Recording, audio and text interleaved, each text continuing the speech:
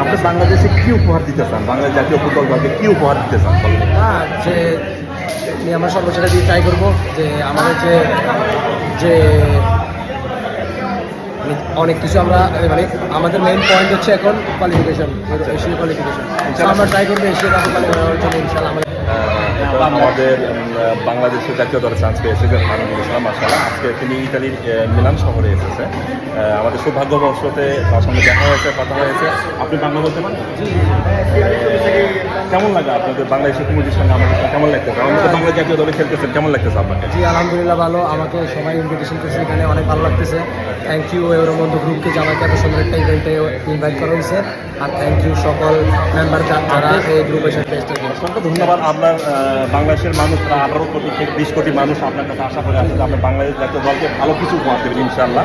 আমরা এই আশাটা করি। যেহেতু আপনার নামটি আমরা জানতে পারবো? আপনার নাম? ফাহমিদুল ইসলাম। ফাহমিদুল। বাংলাদেশের কোন জেলা আপনার বাড়ি? ফেনী। ফেনীতে। অসংখ্য ধন্যবাদ ফাহমিদুল। সে ফাহমিদুলের সঙ্গে দেখা হওয়া ভালো লাগলো। অসংখ্য থ্যাংক ইউ সো মাচ।